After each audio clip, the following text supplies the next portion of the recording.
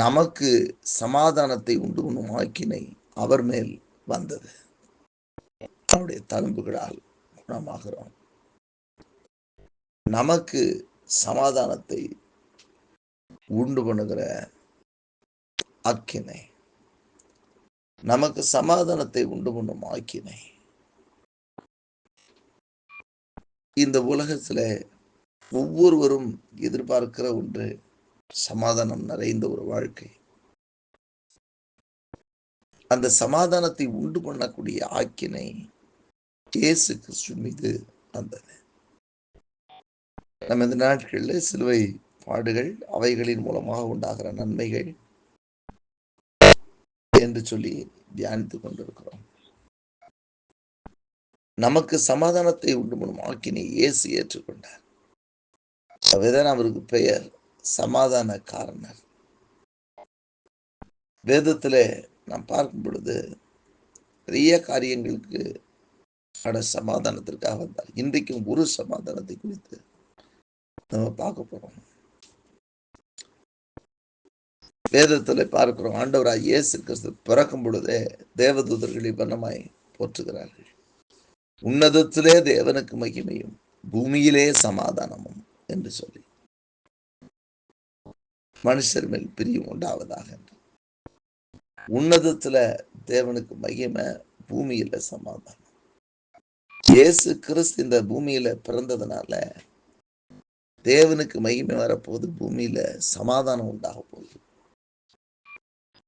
அப்படினால் சமாதானத்தை எதிர்பார்த்து இருக்கிறவர்களுக்கு சமாதானம். ஆதாமையும் ஏவாளையும் ஆண்டவர் படைக்கும் பொழுது அவர்களுக்குள் ஒரு பெரிய சமாதானம் இருந்தது. பாவம் செய்த போது அவர்கள் சமாதானத்தை இழந்தார்கள்.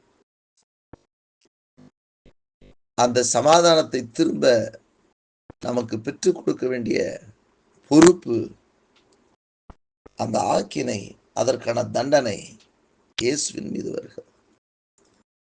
ஆகவேதான் யோவான் 17ஆம் அதிகாரத்தில் இயேசு சொல்லி போனதை நாம் பார்க்கிறோம். 17ஆம் அதிகாரம் 27ஆம் வசனத்துல பார்க்கிறோம், சமாதானத்தை உங்களுக்கு வைத்து போகிறேன், என்னுடைய சமாதானத்தை உங்களுக்கு கொடுக்கிறேன். உலகம் கொடுக்கிற பிரகாரம் நான் உங்களுக்கு கொடுக்கிறதில்லை.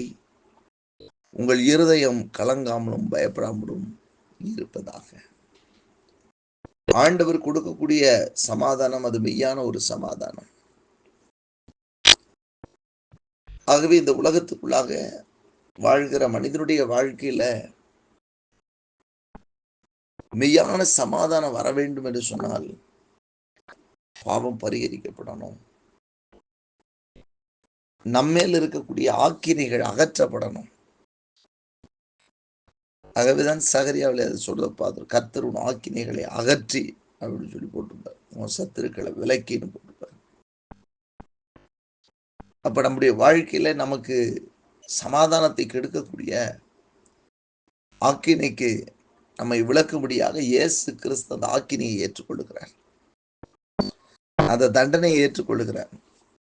நாம் செய்த தவறுகளுக்கான தண்டனை நம்முடைய வாழ்க்கையில சமாதானத்தை கெடுக்கும். நாம் செய்த பாவங்கள் நம்முடைய வாழ்க்கையில சமாதானத்தை கெடுக்கும். ஆகவேதான் லூக்கா எழுதின சுவிசேஷத்துல 7ஆம் அதிகாரத்திலே ஒரு சம்பவத்தை நாம் பார்க்கிறோம். அந்த பாவியான ஸ்திரீ, அவளை பார்த்து ஆண்டவர் இயேசு கிறிஸ்து சொன்னார், உன் பாவம் உனக்கு மன்னிக்கப்பட்டது, நீ சமாதானத்தோட போ என்று சொல்லி சொல்லுகிறதை லூக்கா 7ஆம் அதிகாரம் கடைசியில 48, 49 வசனங்களை நீங்க வாசிக்கும் பொழுது அங்கே நீங்கள் பார்க்கலாம். அப்ப உலகத்துல ஒவ்வொரு மனிதனுடைய வாழ்க்கையில சமாதானம் இழந்தவனாக காணப்படுகிறார்கள். வேதத்திலே பார்க்கிறோம், ரோமர் 3ஆம் அதிகாரம் 23ஆம் வசனம் சொல்லுங்க, எல்லா மனுஷனும் பாவம் செய்து தேவ மகிமையற்றவர்களானார்கள். அப்ப பாவத்தின் நிமித்தம் ஒவ்வொரு மனிதனுடைய வாழ்க்கையிலும் இழந்து வர சமாதானத்தை அவர் திரும்ப மனுக்குலத்திற்கு பெற்றுக் கொடுக்க வேண்டும் என்று சொல்லி வேதத்தில் மேலும் சொல்லப்பட்டிருக்கிற, துன்மார்க்கனுக்கு சமாதானம் இல்லை, நீதிமானுடைய வீட்டில் சமாதானம் இருக்கு. மெய்யான சமாதானம் நமக்குள் தருவதற்காக ஆண்டவராகிய இயேசு கிறிஸ்து கல்வாரி சிலுவையிலே அந்த ஆக்கினியை அவர் அடைந்தார். சமாதானத்தை உண்டு பண்ணக்கூடிய ஆக்கினை அவர் மேல் வந்தது. நாம் ஆக்கினைக்குட்பட்டு நாம் சமாதானத்தை இழந்து போகாதபடிக்கு அவர் நமக்கு உண்டு பண்ணுகிற சமாதானத்தை உண்டு பண்ற ஆக்கினை ஏற்றுக்கொண்டு நமக்கு சமாதானத்தை தருகிறார். ஆகவேதான் இயேசு அவர்களுக்கு தரிசனமாகும்போது சொல்றார், உங்களுக்கு சமாதானம் அப்படிம்பார். தரிசனமாகும் போது சொல்லுவார், உங்களுக்கு சமாதானம், பயப்படாதுங்க. நம்முடைய வாழ்க்கையில மெய்யான சமாதானத்தை கொடுக்கும்படி சிலுவையில நம்முடைய பாவங்களை சுமந்து கொண்டார். அவைகளிலே ஒரு தனி மனித வாழ்க்கையில ஒவ்வொருவருக்குள்ளும் காணப்படக்கூடிய பாவம் சமாதானத்தை கெடுக்கும். ஆகவே பாவத்தை அவர் பரிகரித்து மெய் சமாதானத்தை அவர் வைத்து போயிருக்கிறார். ஆகவேதான் யோவான் 14:27 சொன்னார், சமாதானத்தை உங்களுக்கு வைத்து போகிறேன், என்னுடைய சமாதானத்தையே உங்களுக்கு கொடுக்கிறேன். உலகம் கொடுக்கிற பிரகாரம் நான் உங்களுக்கு கொடுக்கறதில்லை. உலகம் ஒரு சமாதானத்தை கொடுக்கும், அந்த சமாதானத்தை இல்லை. நான் உங்களுக்கு கொடுக்கிற சமாதானம் மெய்யான சமாதானம், இயேசுவின் நாமத்தினால் வருகிற சமாதானம்.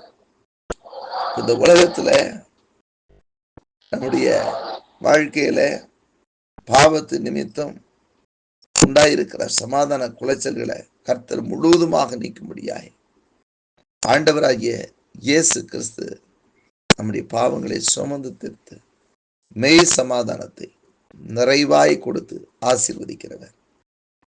அவரை இல்லாமல் வேற ஒருவரால் நமக்கு சமாதானத்தை கொடுக்க முடியாது.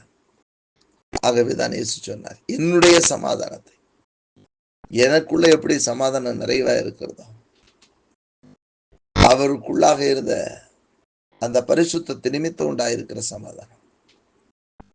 வேதத்தில் நீங்க பாத்தீங்கன்னு சொன்னா சபைகள் எல்லாம் சமாதானம் பெற்று வளர்ந்து பெருகிட்டுன்னு போட்டோம். அப்படியே நாள் பாவ மன்னிப்பு நிச்சயத்தோடு கூட வாழ்கிற வாழ்க்கை, பாவம் செய்யாத மனுஷன் இல்லை. ஆனால் அந்த பாவத்திலிருந்து விடுவிக்கப்பட்டு பாவத்திலிருந்து மன்னிக்கப்பட்டு வாழ்கிற அந்த வாழ்க்கைய ஆண்டவர் நமக்கு கொடுத்து அவருடைய சமாதானத்தை நிரப்பி ஆசீர்வதிக்கிறவர். அன்றைக்கும் அந்த பாவியாகிய ஸ்ரீக்கு அப்படியே சமாதானத்தை கொடுத்து அனுப்பினார். இன்றைக்கும் கூட நம்முடைய ஒவ்வொருடைய வாழ்க்கையிலும் மெய்யான சமாதானத்தை கொடுத்து ஆஸ்வதிக்க விரும்புகிற தேவன்.